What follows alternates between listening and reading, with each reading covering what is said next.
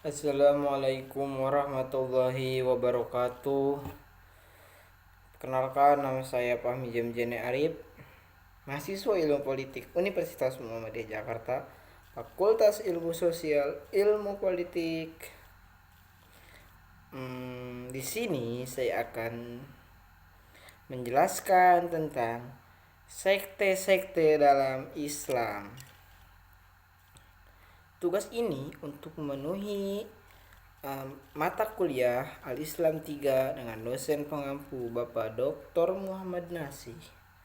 Sebelum kita memulai materi ini, menjelaskan materi ini maksudnya, saya akan seperti biasa membaca surat Al-Fatihah demi kelancaran demi kelancaran apa namanya demi kelancaran menjelaskan materi ini. Baik. Bismillahirrahmanirrahim. Alhamdulillahirabbil alamin arrahmanirrahim maliki yaumiddin. Iyyaka na'budu wa iyyaka nasta'in ihdinas siratal mustaqim siratal ladzina an'amta 'alaihim ghairil maghdubi 'alaihim waladdallin. Dalam perkembangan mazhab, mohon maaf ya, maksudnya gini, akhir-akhir ini dalam perkembangan mazhab sekte di Indonesia menunjukkan perkembangan yang dinamis. Maksud dinamis adalah dinamis mazhab dan sekte ini ditujukan bukan hanya dalam wawancara, diskusi, seminar, ataupun kuliah-kuliah semata, melainkan telah pada tataran praktis berupa penerapan dan realitas kehidupan baik secara individu maupun kelompok organisasi, secara sosial maupun religius. Berkembangnya wacana dan praktek mazhab dan sekte-sekte di Indonesia ini berkolerasi dengan perkembangan pengetahuan dan dinamika sosial dan keagamaan masyarakat itu sendiri. Jadi sebagaimana diketahui bahwa sejak lama Islam masuk corak aliran yang berkembang adalah Sunni, khususnya dari kalangan mazhab Syafi'i. Setidaknya penganut mazhab Syafi'i ini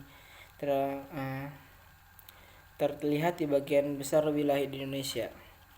Pada di era 90-an terdapat popularitas yang berbeda, di mana Muslim di Indonesia bukan lagi terkoneksi hanya pada suatu Sunni atau khususnya Syafi'i, tetapi muncullah mazhab-mazhab lain termasuk dari kelompok Syiah.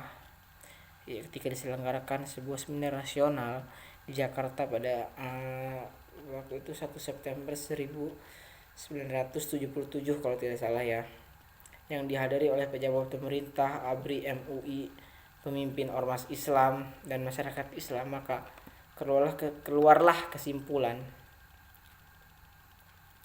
agar Kejaksaan Agung melarang Syiah, termasuk penyebaran buku-buku Syiah di Indonesia.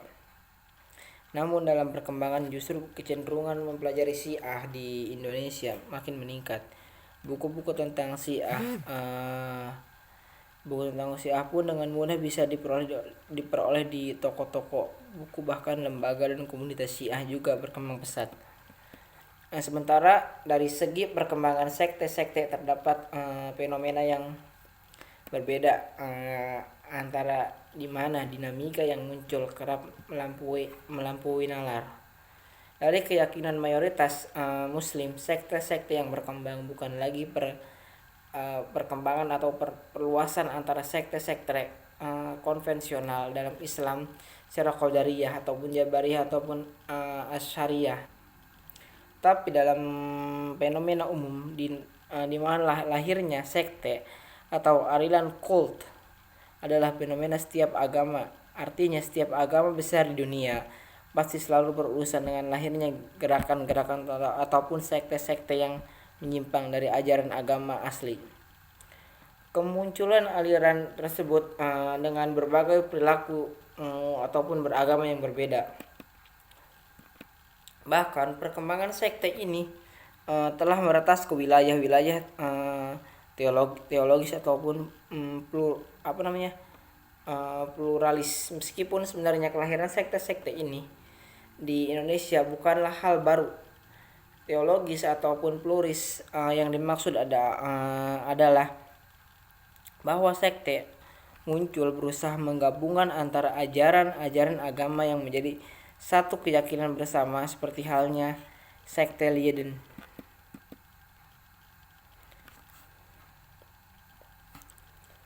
Adapun kalangan Muslim pada periode awal pasca meninggalnya Muhammad menjadi salah satu trigger keanekaragaman teologi Islam, dan sekaligus menjadi titik tolak perkembangan liberatul Islam, merujuk pada ilustrasi Muhammad Ayyub, Muslim History Reality atau Speaking Begins.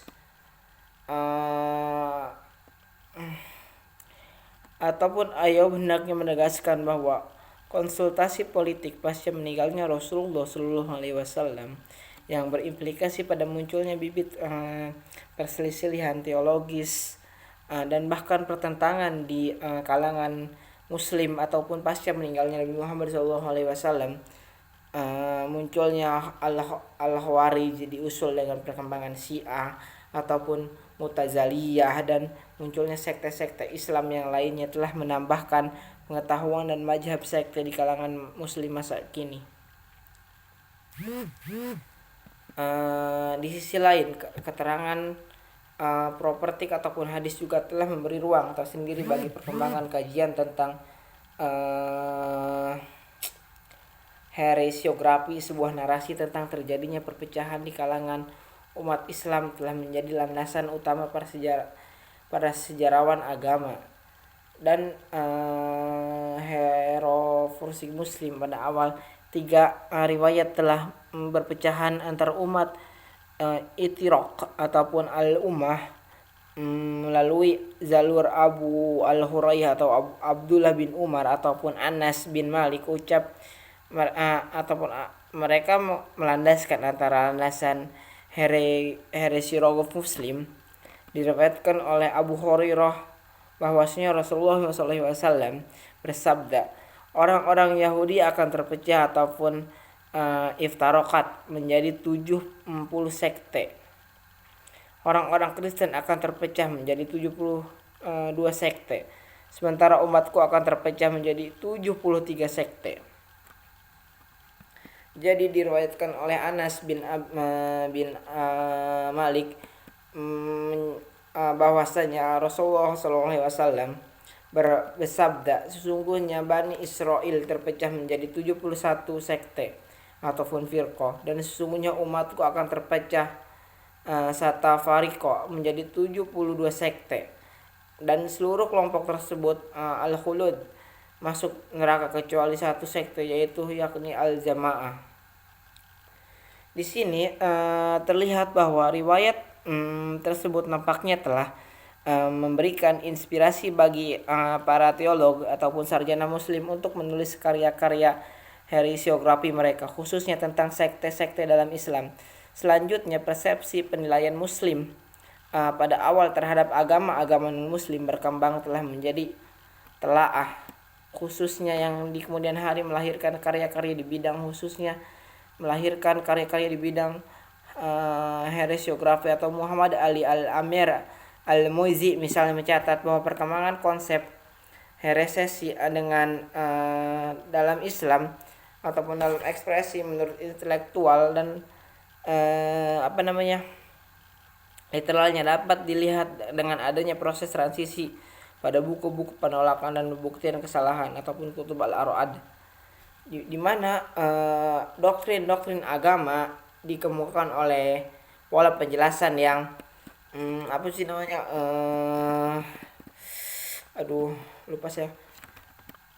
pola penjelasan yang menampilkan perbedaan kepada sistemasi yang lebih maju dari ortodoksi teologis, yang itu berbentuk karya-karya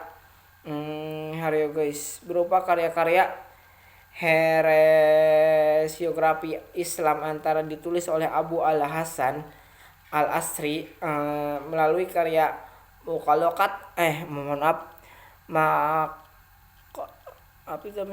makalat al-Islamiyah tentang pengikut merupakan Muslim dan perselisihan orang-orang yang sholat, dan Al-Ibanah dan Al-Usdaniyah uraian tentang pondasi-pondasi Islam. Al-Asri sendiri merupakan pengikut Ahmad bin Hambal dan belakangnya mazhab Az-Zariyah menjadi salah satu mazhab teologi dari kalangan umat muslim. Al-Ghazali merupakan salah satu filsuf dan teolog terbesar dari mazhab ini. Karya-karya Al-Asri dalam bidang hadis ditulis oleh dia keluar pada mazhab Mu'taziliyah karena tidak puasanya terhadap argumen dan penjelasan teologis gurunya. Ya, karena ketika itu yang Mu'tazilah dan Al-Zubai bila ada kitab Maqalat Al-Asy'ari ini dalam posisinya sebagai tokoh Sunni, lalu langsung menyusun daftar dan menganalisis kelompok-kelompok Islam sempalan seperti Al-Khawariz, Al-Zaidiyah, Al-Ghulat, Rawafid, Mu'taziliyah, Murziyah. Dalam kitab Al-Ibanah ia menyusun tema-tema pokok yang menjadi bahan perselisihan di dalam kalam. Nampaknya kitab Al-Ibanah ini merupakan salah satu komponen kitab Maqalat. Karya lainnya adalah milik Abu Mansur Abdul Qahir ataupun At-Tahir Al-Baghdadi, Al-Faruq Al-Bayan, ataupun sekte-sekte dalam Islam seperti Asy-Syar'i. Dalam bukunya dalam Baghdad juga menjelaskan tentang doktrin paham yang berkembang dalam sekte-sekte Islam yang telah disebut sebelum. Pada periode berikutnya Abu Al-Muztafar At-Tahir Ibnu bin Muhammad Al-Israfani menuliskan bahwa Tafsir al-Din, pencerahan tentang agama. Dalam karya ini Al-Israni tidak memberikan model sistemasi maupun metodologi yang baru dari yang pernah ditulis oleh Al-Baghdadi dalam menganalisis sekte-sekte Islam. Jadi dari acapan cakupan bahwa bahasan tidak dapat ada mencolok dari segi hanya saja Al-Israfani menyertakan tentang satu diskusi itu tentang kaum ateis, selain menjelaskan komitmen tentang penganut Sunni melalui pembahasan paham al-hasil as-sunnah al-jamaah. Akhir pembahasan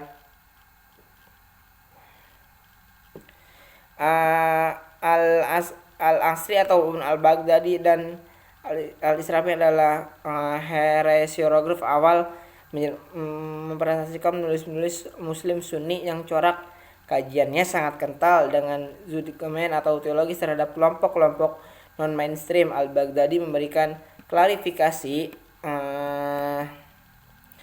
tersendiri tentang apa yang disebut dengan mazhab sesat atau menyesatkan. Dia menilai bahwa perbedaan antara bidang al-furu yang menyebabkan munculnya mazhab-mazhab fikih itu dapat bersepakat dalam dasar agama usuluddin. Sebaliknya terdapat kelompok-kelompok terlarang al-faruq atau al-muzzumah ataupun penganut sekte yang sesat, yakni mereka yang berbeda